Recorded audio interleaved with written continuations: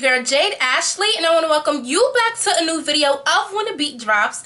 And like always, you know I'm here to give you my 5 hottest beats and music of this week, so stay tuned for more. Okay guys, so let's dive into this week's beats. And first and foremost, I do want to apologize for not actually making a video last week. When I tell you guys I was so sick, I was so weak, I lost my voice, I was in no predicament to do no video, but I am back. This is a little late, but you know, I just wanted to make sure I give you guys some content for this week. So my first beat of this week, I do want to talk about Ciara. Her new album Jackie came out this week, and I was actually talking about Jackie ever since I Bet came out, since she, you know, released the album cover, everything. So it only made sense that I would purchase the album to let you guys know what I think about it. So I'm gonna do like a little smidget, like a little, you know, album review. You know what I do usually when like albums come out and stuff. So yeah, so let's dive into it. I will say the first thing I thought when listening to the entire album as like in its full entirety, I said to myself, oh, that was a cute album. I thought the album was very cute. You know, it wasn't a bad album. I will say that her previous album, which was self-titled Ciara, was way better than this album. But I do know that when promoting this album, she said that she really wasn't, you know, worried about what the critics had to say. She wasn't worried about doing big numbers, which is cool because her first week sale projections weren't that high. But you know, this was just more of like a carefree album, and I think you can honestly, you know, tell that it was a carefree album. She just wanted to, you know, express how she felt at this time because, you know, being a mom, you know, she's definitely changed, and she's expressed that in so many different ways. So yeah, I'm just gonna go through a couple of songs in the album and let you guys know what I think about it. So let's go. So the first song on the album is actually the introduction to the album, which is Jackie, and well, not hashtag, but Jackie, and in parentheses is BMF, and BMF does not stand for blowing money fast. BMF actually stands for bad mother or whatever. So, you know, Ciara is basically letting us know that she feels like she's a bad mother, and you know, she sings exactly why. And what I like about that is that although it is one song, it sounds like 3 songs like put together into one. So I definitely like the music, like the beat for BMF is A1, and that was actually produced by Harmony Samuels. I don't know if you guys are like familiar with him, but he's worked with other people such as Michelle Williams, Latoya Luckett, Keisha Cole, like who else has Harmony worked with? I've seen him work with a couple of people and stuff. So like I think he did, was it, I don't know, but yeah, I've seen him work with a couple of people, so his stuff is like great, and I'm sure there's like plenty of hit singles that we love from various artists that he's like responsible for. So I would say Jackie, BMF, that's definitely a dope song. Then the next song is That's How I'm Feeling, and that features Pitbull and Missy Elliott. Now first of all, I'm glad to see Missy and Ciara working together again. You know, I don't think they've worked with each other ever since, I know they worked together on 1 2 Step on Ciara's debut album, and then they also did a track on Missy's album a couple of years ago. This is way before I was even in freaking high school, junior high school and stuff. It's been years since they worked together, so I was glad that, you know, she was able to tap Missy to be part of this album. And then, you know, Pitbull, you know, Mr. what's that, Mr. Worldwide, I think that's what he called himself and whatnot. So this was more like a, you know, dance track. What I will say is if you had to place this album in a specific genre, I wouldn't really too much place this album within an R&B genre, and I think that's what I was expecting because I love I Bet so much. Like, I vouched from that song from day one. So, you know, that's more of like an R&B thing. So, you know, me personally, when artists drop certain singles, I kind of, you know, for me, that kind of sets up what I think the album is going to sound like. But of course, you never know until the album comes out and you buy it. So because of I Bet being like, you know, like a real good R&B track, I thought that it was going to be more like an R&B album. But I will say this album sounds more like on the poppy side, if that, you know, kind of makes sense. And the song That's How I'm Feeling featuring Pitbull and Missy Elliott definitely fall within that pop genre. And then she has her song Lullaby, and a lot of people, like, okay, we know Ciara is definitely not the strongest vocally, but I feel like a lot of people don't give Ciara more credit than what she deserves for her vocals. Like, it's not like she can't sing, because I've never really known to see Ciara lip sync on stage. We know she dances her ass off on stage, but when she sings, you know, she sounds like her record. So I feel like Lullaby is definitely a song where we're able to, you know, kind of see, you know, hear more of her, like her vocal ability, obviously because it's a slower track. So that track is cool. Dance Like We're Making Love, I like that song a lot actually. And when the song first came out, it came out, you know, a couple of days before the album actually released, and my friend Bria, she had you know, tagged me in it. She was like, what you think about it and stuff, and I was like, it's a cool song. It's no I Bet, but it's cool. But I feel like I listened to it a couple of times before the album came out, to the point that I actually, you know, became a little bit more like familiar with it. So Dance Like We're Making Love is definitely a cool song, I will say. And then Stuck on You it's cool. It's alright. It's cool. It's whatever. You know, that's definitely another, you know, poppy sounding track, I would say. And then the next song on the album is Fly. That's cool. Give Me Love, that's cool. But I will say, one song that I heard from the beginning and I was like, nah, I really like this track, definitely, is her song Kiss and Tell. Kiss and Tell. Like that's like a fun song. I will say a lot of these songs are like fun poppy, you know. So I mean, it's what, spring soon, gonna be, you know, summertime and stuff or whatever. So I feel like, you know, this album came at a right time, so, you know, it can definitely match the seasons, is what I will say. But Kiss and Tell definitely needs to be Ciara's next single, without a doubt. Kiss and Tell, and I can just imagine it just being like a real fun, you know, maybe something by the beach type of video. I don't know, but I definitely like that. Kiss and Tell, that's a dope song, so mark my words with that one. Next one is All Good. There's nothing about that track that really stuck out to me, to be honest, and definitely for only one, that definitely wasn't anything that was too like, you know, like I said, it was a cool cute album. So that's my honest truth. And then she has her song number 12 and 13 is One Woman Army, with 12 being the intro to One Woman Army. And I don't know if you guys know or remember, some of you guys definitely have to know that her last album, Ciara, before she named it Ciara, the album was supposed to be called One Woman Army, and then literally like at the last minute she said, nah, I'm gonna change the album's name to Ciara. So I'm kind of wondering if One Woman Army was a track from the previous album, and then she kind of just took it off because she like changed it and stuff or whatever. And I mean, I guess it's more form-fitting because, you know, her last album that she released, Ciara, you know, she was more in love with Future and stuff or whatever, and you know they had written a couple of songs for the album together. And then, you know, now that her and Future like broken up and she's like a, you know, a mom and stuff, you know, I feel like the whole title of like One Woman Army is probably more like, you know, suiting for her role and position, like where she's at in life right now. So yeah. And then almost played the damn album, my bad. And then the next one is her single I Got You, which is for her son Baby Future, and she actually just put the visuals together for I Got You just in time for Mother's Day. So I will definitely be able to link that below. And the visuals for I Got You is definitely amazing. You know, we get to see, it starts with her you know, showing the video of when she first broke the news to her mom and her dad about her being pregnant, and she was damn near 6 months pregnant before she told her parents. Like, I understand, like, a lot of people when they get pregnant, they don't want to say nothing within like the first 3 months and stuff or whatever, but damn near 6 months of her mother and her father, and then I know she was pregnant or whatever. But you know, that's how the video like kind of starts off, and then we see her like in a hospital, like right after she had Future, and he's laid up on her when she comes out of the hospital. Like, I don't know, it was just very sweet, and it's kind of like we get to see him grow up into what he is. And now we see her in the studio with him. You see her, you know, like some, you know, pictures and videos that she kind of shared on her Instagram with them playing. Like, it's just real cute. And like, I just like the mom side of Ciara. Like, Ciara, she's a mom. Like, wow, you know. And it was like, we all knew that, but you know, Got Your Back, I Got Your Back is definitely a sweet song for, you know, Baby Future.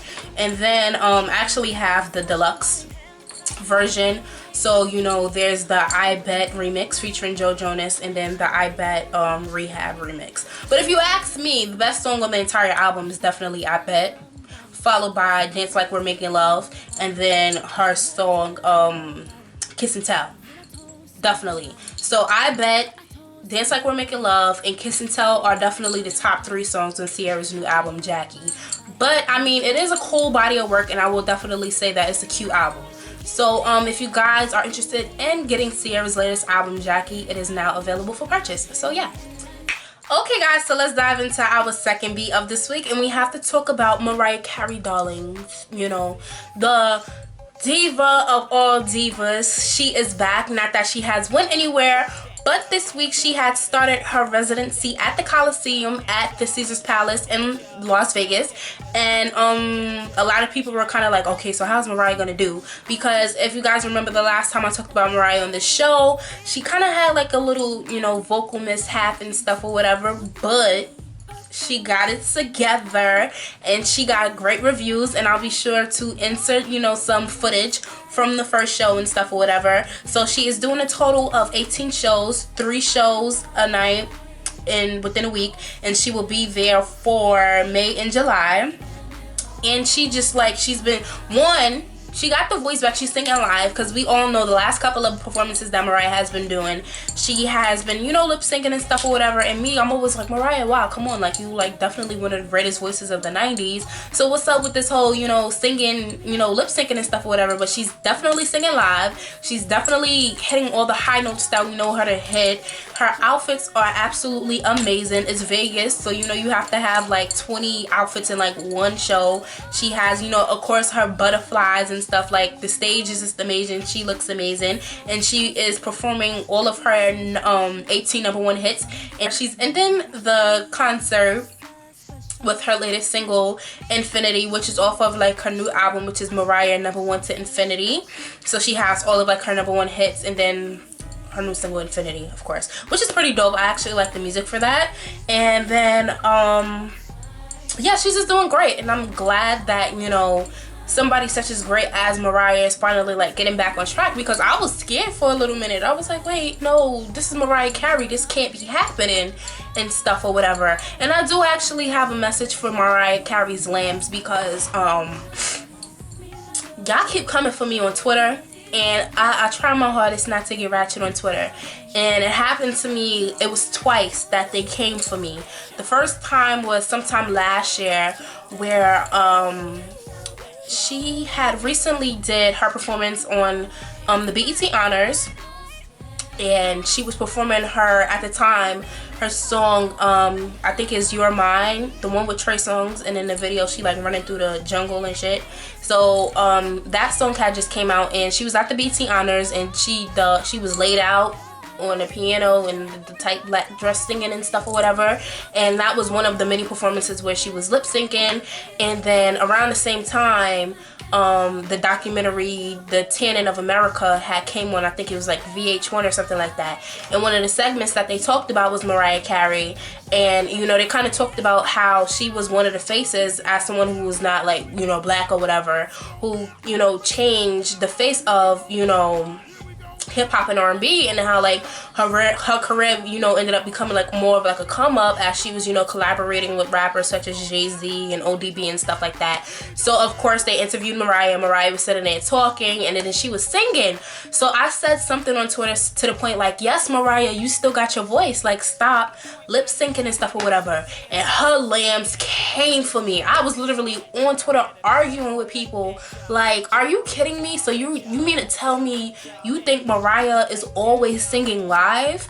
Like, anybody in their right mind would know that Mariah has not been singing live all this time. Like, you know, she's singing live now in Vegas, but you know, past couple of performances for the past couple of years, she has not always, not saying that she never sings live, but I'm just saying there's been performances where she, you know, doesn't sing live. And that particular BET performance at the BET Honors last year, she was not singing live, and all I simply said was, Mariah, you still have the voice, stop playing, girl, sing live. So that was one time, you know, the lambs came for me last year, and recently they came for me again because I was watching the second half of the R&B Divas reunion, and Wendy said something to Shantae Moore to the effect of, cause you got like the Mariah Carey type of voice and stuff or whatever, or you sing like Mariah Carey, something to that sort. So I simply just tweeted, Shantae should have corrected Wendy and said, no, Mariah Carey has a voice like me. And I said that because Shantae Moore is older than Mariah Carey, meaning that Shantae definitely had to start singing before Mariah Carey. Why? Because she's older than her. I will say, yes, Mariah's first debut album came out before Shantae's, but the fact of the matter is Shantae is older than Mariah. And then the Lambs wanted to come for me again. Well, you need to get your facts straight because she's a bigger superstar.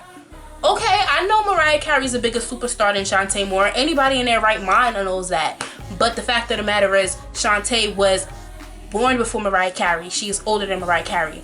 And you know, it came to the point that I had to start blocking niggas. I was like, oh my god. I was like, if y'all really cared about Mariah that much, y'all would have made sure her last album, The Elusives of Shantu, so whatever it's called, would have went #1. Because that album did not do that well. So y'all really don't love Mariah as much as y'all think y'all do. But anyway, congratulations to Mariah for, you know, killing the first night of her residency in Vegas. Like I said, it was a total of 18 shows, so she has 17 more to do, and everything ends at the Caesar Palace in July. So if you guys definitely want to check out Mariah, if you know, summer vacation is starting for those who may be going to Vegas and stuff, although I'm not and I really want to, but you know, if you want to check out Mariah, I'll be sure to list the ticket information below, so you know, you can, you know, head over to see if you guys want to, you know, check out, you know, Mariah #1 to infinity. So yeah, congrats Mariah, I'm so happy for you, girl. Yes. So moving on to my third beat of this week, I have to talk about Jamie Foxx's national anthem at the Mayweather and Pacquiao fight last weekend. And I have to say that honestly, I was not going to watch, you know, the fight because I'm not a boxing type of person. If it's any sport that I watch faithfully, and if you want to ask me about it, it's definitely basketball. I'm the basketball girl, but boxing definitely not. But my brother, he had ordered the fight and he fell asleep. So I was like, let me just sit here and, you know, see what this hype is about, and let me not waste my dad's money, because homeboy done fell asleep and he wasn't even up to watch the fight. And then I was like, oh yeah, Jamie Foxx is singing the national anthem. So, and I'm so mad I deleted this. I was on Snapchat and I was actually, you know, recording everything that was happening. So my snap was literally like, oh snap, Jamie Foxx is about to kill it. Jamie Foxx starts singing and I'm like, what the hell is this? So I was a little bit iffy at first about the whole national anthem, because the start, it was a start that kind of threw me off. So I'm sitting there watching and I'm like, all right, Jamie, like, where we going with this? So obviously it was very churchy, and you know, he had highs and lows within his, you know, performance. You know, I'm not gonna say it was all bad, because there was some parts that was actually good, but what killed me was that he ended the thing with the hallelujah. I'm like, oh nah, he really blackened this national anthem up. And he was actually on Ellen's show this week, and he responded to like the whole situation with the national anthem, and he said some people are upset about how it went down, but here's the thing. First of all the time the black people sing the national anthem, you know, we gotta start. And he started ad-libbing, basically saying, you know, ad-libs and riffs and runs and stuff, we gotta add the extra. So he said, but what did happen in the ring, my inner ears went out. So, you know, like usually when singers sing and stuff, they have like the inner ears so they can hear themselves. So his ears went out, so he could not hear himself. So he said, I'm singing with an organ and I can't hear what the organ is doing with the big crowd. So he could not hear the organ, and he said in the arena it sounded better than what it did on television, but he said we all love America, so it's cool. So I mean, like, it wasn't the best national anthem as we all watched it on television, but we all know Jamie Foxx could sing. I'm sorry if I'm touching my hair, y'all know I ain't got no weave in, so I look crazy. But yeah, we all know Jamie Foxx can sing. There's no, we don't question his vocals. This was just a shaky performance. Like, you know, everyone has a shaky performance here and there, and it was a big ass fight. All the rich people was in town and we were all watching, and it just happened to be one of those nights for him. But shout outs to Jamie Foxx, you know, just shout outs to him. We love America, like he said.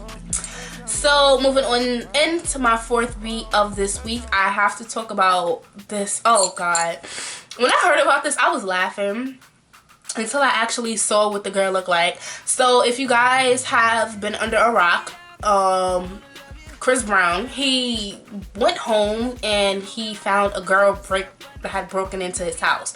So I actually first heard this on the Breakfast Club while I was getting ready for class or whatever.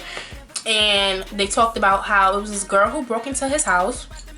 She was naked. She had cooked food, like she made herself at home. She sat there and she wrote, "I love you" on Chris Brown's wall. She sat there and I think she like threw out or she like damaged his daughter, Royalty, her clothing. She had spray painted Mrs. Brown on his cars. I'm like, who does this? Y'all hoes is taking it too far. Y'all going too far. For what? So this is just me hearing about it. And then someone tagged me on Facebook on Chris Brown's original post. So he posted the picture of the girl, so I'll be sure to insert the picture of the girl here. And first of all, when I saw this girl, I busted out laughing. I don't like laughing at people's children, but I busted out laughing. You know, what's that thing? Where the wild things are, something like that. She definitely looks like a good fit for that. So Chris posted the picture of the girl, and under the picture he said, "I get home and find this crazy individual in my house. She had broken the hinges off the doors. She found time to cook her several meals. She wrote 'I love you' on the walls. She threw out my daughter's clothing as well as my dog stuff. Then had all these crazy voodoo things around my crib. Goes to show you how crazy people are. And she painted her name on my cars.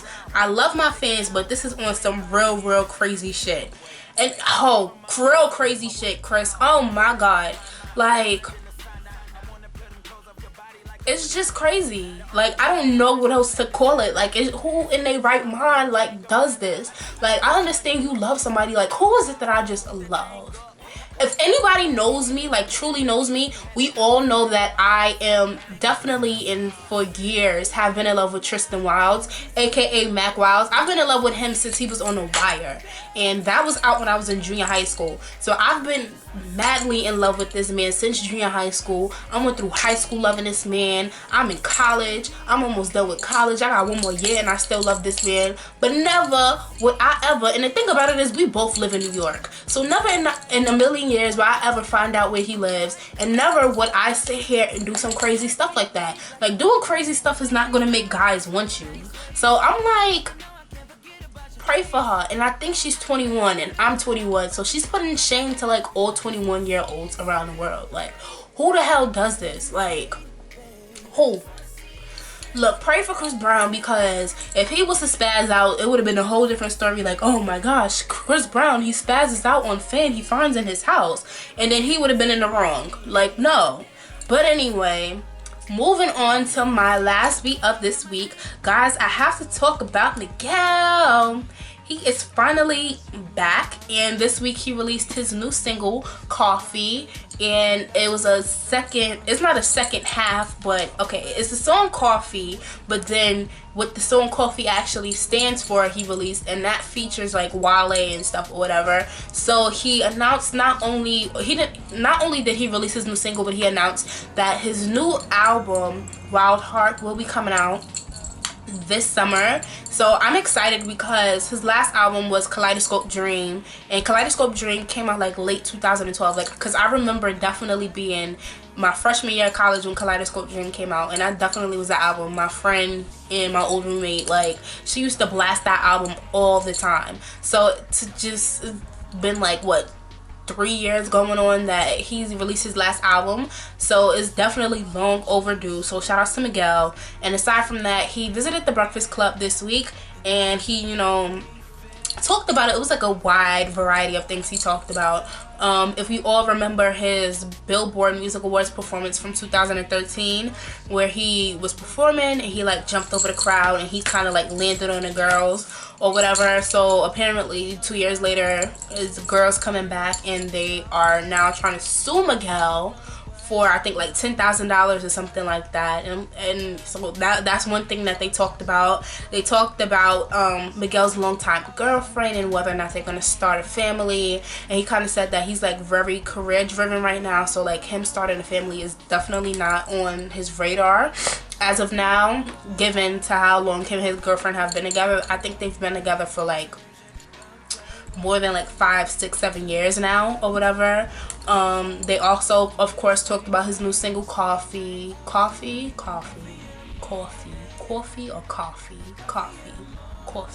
I don't know, the one that you drink in the morning, you know. And I don't drink coffee, so I don't know. But yeah, they talked about his new single. They talked about his new album Wild Heart. You know, it was just like a wide variety in the interview, so I'll be sure to link the interview below so you guys can check it out. And yeah, so shout outs to Miguel. I'm definitely excited for his new album Wild Heart, and I'll keep you guys updated with like album covers, release dates, other singles and stuff like that. So yeah, those are my 5 hot beats of this week. Okay guys, so I want to thank you for tuning in to this week's video. And like every video, you know I have to remind you guys to comment on my videos, like my videos, subscribe to my channel, and share my videos with others. I have absolutely no notes for you guys this week, so of course I have to leave you with my song of the week. And my song of the week is gonna have to go to Fetty Wap with his song My Way featuring Drake. The song My Way has been like, you know, playing for a minute here on like New York radio and stuff, but this week the remix featuring Drake was released, and like everyone's been playing it, talking about it, and I actually like the song, so I'll be sure to post it for you guys. And yeah, so I'll see you guys soon, and bye. Like, or no, I need to start over first of all. Hey everybody, no, that's not what I'm doing.